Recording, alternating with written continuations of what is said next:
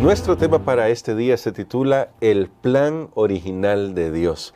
Y Pastor Dani Perla, es siempre sorprendente cómo Dios tiene planes que realmente a veces se ven frustrados, lo voy a decir así, en un principio por nosotros mismos, por nuestras acciones, nuestra incredulidad, algunas cosas, ¿no? Porque como estudiamos ya en una lección hace un tiempito, también nuestras decisiones afectan el plan de Dios. Claro, Dios no va a hacer que su plan se frustre, Dios va a cumplir sus planes, pero tenemos una parte activa en eso. Así que vamos a orar para descubrir cuál era el plan de Dios y cómo Dios al final siempre se proponía cumplirlo y se propone cumplirlo con nosotros.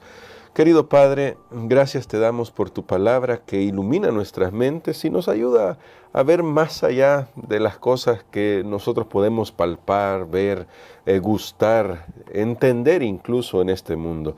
Pedimos que nos des tu sabiduría en el nombre de Jesús. Amén.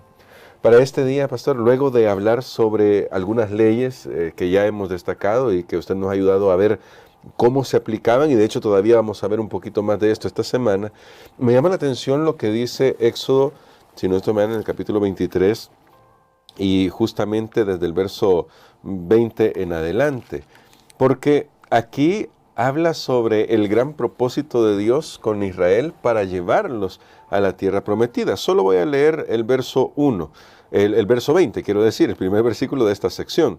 Y es así: He aquí, yo envío mi ángel delante de ti para que te guarde en el camino y te introduzca en el lugar que yo he preparado. Luego aquí va a decir algunas cosas más, incluso de los métodos que tiene Dios para llevarlos a la tierra prometida. Pero a partir de aquí, Pastor, me gustaría hacerle la pregunta. Según lo que dice este texto, y nuestros amigos pueden leer todo el texto, ¿no era el propósito de Dios entonces que Israel tomara las armas y ellos fueran los que conquistaran la tierra?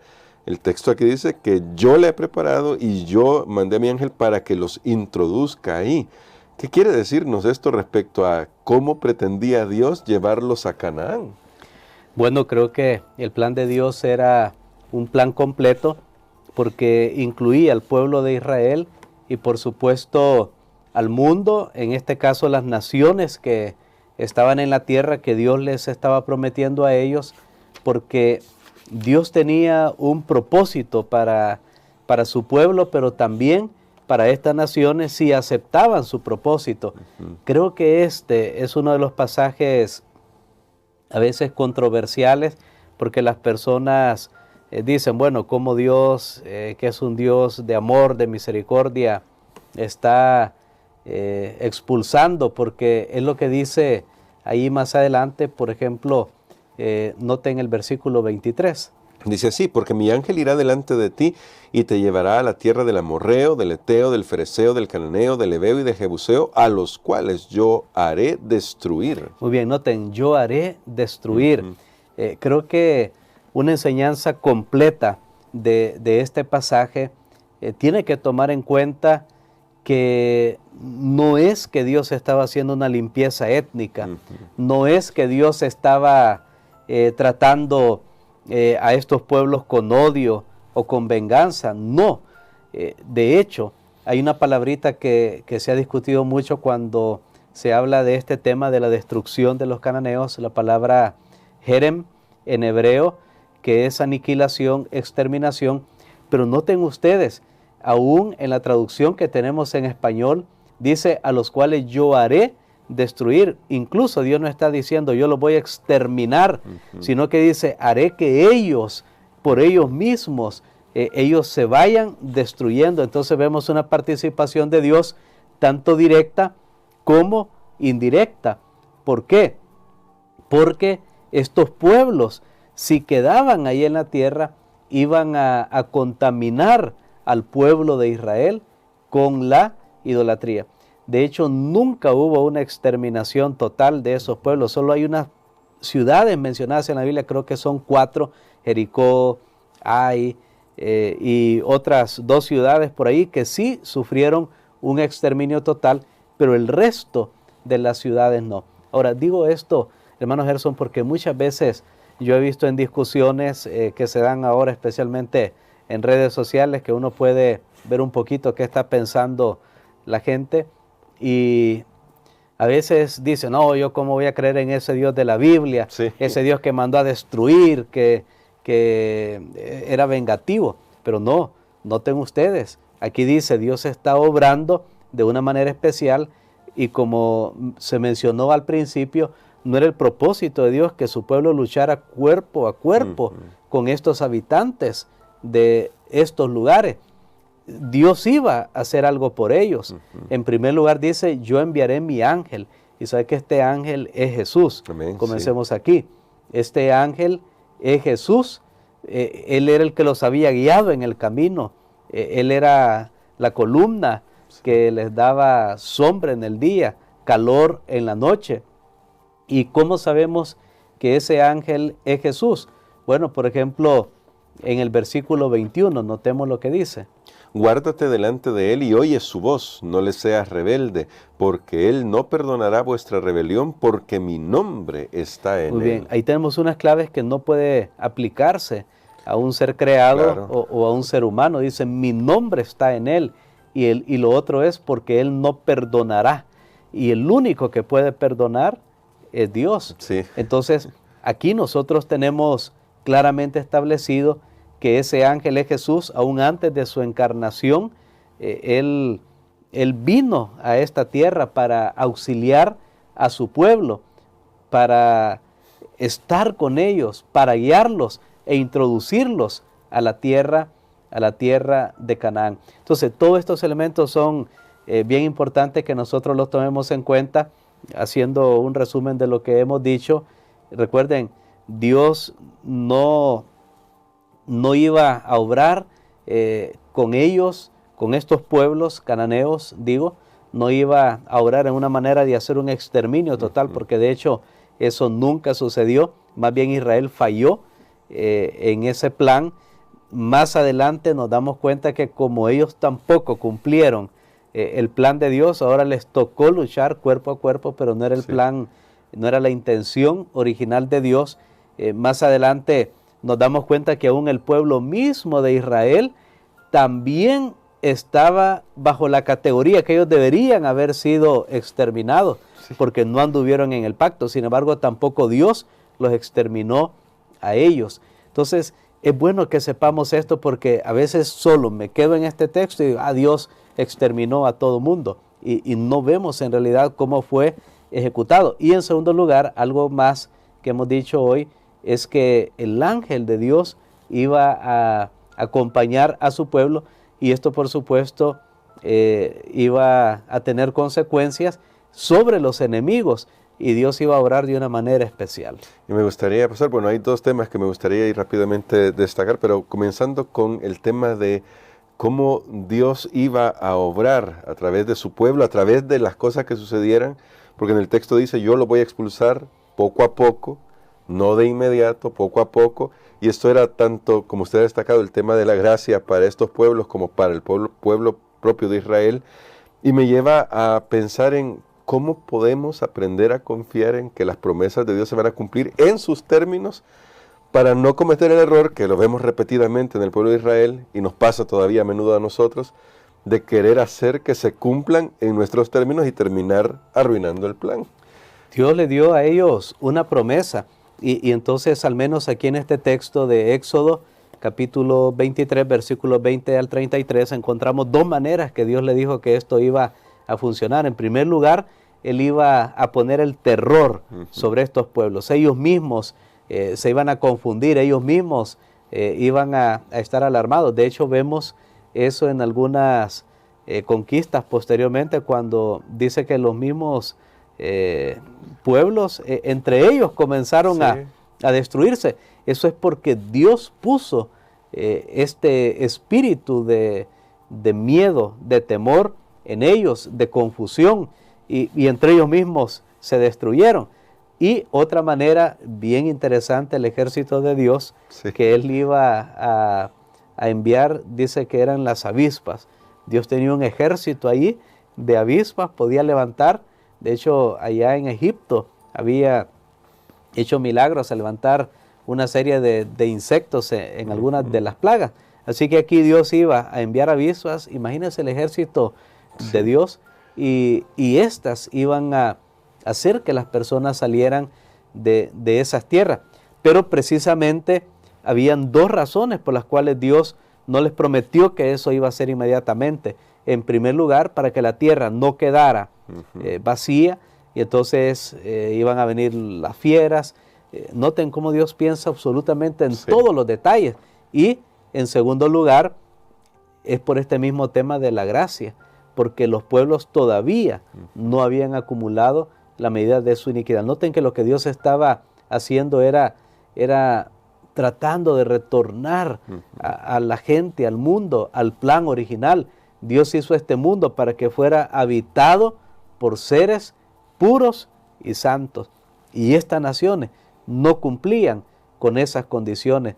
Dios había de hacer una alianza con ellos, y es lo que menciona el versículo 32 y 33. Al final nos dice por qué es que Dios hace esto con estas naciones. Y dice acá: no harás alianza con ellos ni con sus dioses.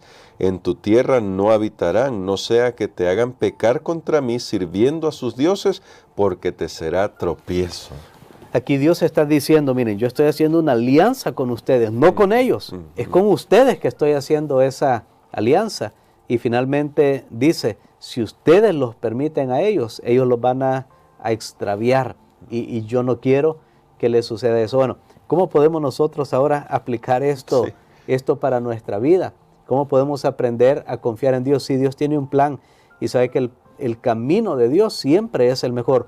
Dios siempre va a presentar el ideal, su voluntad agradable y perfecta, usando los términos de la Escritura. Él siempre la va a presentar. Tristemente, a veces su voluntad no se cumple como Él deseara al principio, y entonces Dios tiene que adaptarse.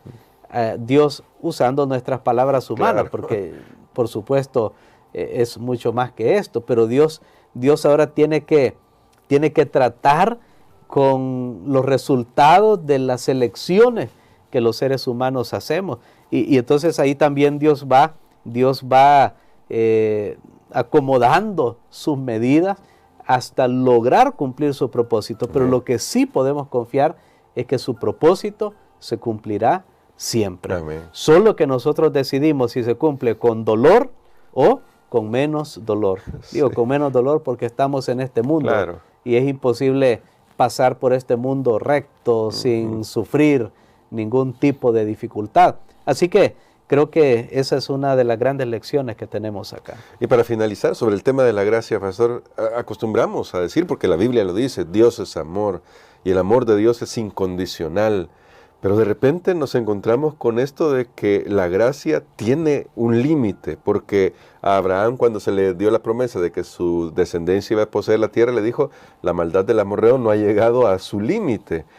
¿Cómo conciliamos, para terminar nuestra reflexión de hoy y que nos ayude para entender incluso el tema de la liberación final, el hecho de que el amor de Dios es incondicional, pero la gracia tiene un límite? Bueno, realmente yo creo que el amor de Dios es eterno y nunca se termina, aún en la destrucción que Él permite del pecador, es por amor. Nosotros no lo podemos entender. Claro. Sin embargo, nosotros no somos eternos, y más bien el límite lo ponemos nosotros. El límite lo ponemos nosotros, y Dios determina cuándo el ser humano ha llegado a ese límite, al punto de no retorno, donde por más que haga, simplemente no va a haber un cambio. Entonces noten, el problema no está en Dios. No. Dios, por Él fuera, Él nos daría todo el tiempo que nosotros pensáramos que es el correcto. Sin embargo, nosotros somos limitados y nuestros corazones se endurecen. Eso es lo que se conoce en el Nuevo Testamento como el pecado imperdonable. No es que Dios no lo pueda perdonar, porque antes de decir Jesús acerca del pecado imperdonable, había dicho todo pecado será perdonado. Pero hay uno que no. ¿Cuál? El imperdonable. ¿Y cuál es ese? Bueno, es que la persona rechazó la gracia de Dios. Creo que estos pueblos, la manera como Dios trató con ellos, mostró que habían llegado a un punto de no retorno. pero que hubo muchos de estos pueblos y personas, bueno, no sé si muchos, pero estoy diciendo, por ejemplo, pensemos en Jonás, Sí. cuando él llegó a Nínive, Sí. todavía no habían cerrado su corazón totalmente y ellos fueron salvados. Hubo otros, entre otros cananeos, por ejemplo, Rahab, Sí. ella estaba en un pueblo pagano, pero cuando llegaron los espías del pueblo de Israel, ella los protegió porque ella dijo, yo escuché estas historias, ahora que los veo a ustedes, yo creo que esto es verdad, y ella se concilió con Dios. Entonces noten, si hubiera tratado de exterminio total, entonces nunca Nínive, los ninivitas en el tiempo de Jonás no hubieran conseguido salvación. Rahab tampoco lo hubiera hecho. Y de ahí tenemos otros personajes. El propósito de Dios no es destruir, es dar oportunidad. Pero tristemente, hermano Gerson, nosotros mismos cerramos la puerta de la gracia. Nosotros mismos llegamos a un punto donde Dios no puede hacer más que permitir que suframos las consecuencias finales del pecado. Entonces, depende grandemente de nosotros, pero alabamos a Dios.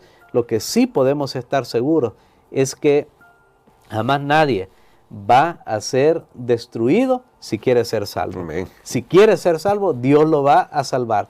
Puede dar varias vueltas por ahí en el desierto, pero Dios lo va a salvar. Eso usted puede estar seguro. Amén. Que si alguien se pierde, no es que como cuando uno es invitado a un lugar o no sé, cuando usted va a comprar a una tienda y hay horarios ahí de la hora que ya terminan las actividades. Si usted llegó un minuto después, digamos que cerraban la tienda a las 4 de la tarde, usted llegó a las 4:01, o un banco, a veces nos ha pasado y está cerrado. Usted dice, bueno, ya no llegué a tiempo. La salvación, sabe que esto siempre lo he pensado y es maravilloso porque esto tiene que ver con la gracia de Dios. No va a ser de esa manera. No es que Dios cierra la puerta y la gente, ahora sí ya me quería salvar, ahora que ya vine, ahora sí, y Dios está cerrando la gracia. No, sabe que la gracia la cerramos nosotros mismos. Nos endurecemos al punto que ya no queremos más. Entonces Dios sabe en qué momento es que nosotros hemos cerrado nuestra gracia y Él opera, Él opera, pero podemos estar seguros que todo el que se quiera salvar será salvo. Amén. Y aquellos que tristemente se pierdan, va a ser porque aunque Dios les hubiera dado más tiempo, más chance, más oportunidad, más bien hubieran cerrado más su corazón, como es el caso que ya estudiamos este trimestre acerca de Faraón. Así que podemos estar seguros que Dios es justo y es misericordioso a la vez. Por eso hoy quisiera, pastor, que orara por nosotros, porque tal vez alguien se está preguntando qué será de mi caso. Bueno, si usted todavía se está haciendo esa pregunta, entonces es el momento de escuchar la voz de Dios, porque Dios le está hablando. Y en esta oración, permítale al Señor entrar en su corazón. Amén. Padre, gracias nuevamente te damos, Señor, por tu gracia maravillosa, porque tú nos amas, nos esperas pacientemente. Y aun que conoces el resultado de nuestras decisiones al final, tú nos tratas, Señor, siempre con deseos de salvación, porque de tal manera amaste al mundo, que diste a tu Hijo único, para que todo aquel que en Él crea no se pierda, mas tenga vida eterna. Ayúdanos a aprovechar ese don, ese regalo. Lo pedimos en el nombre de Jesús. Amén.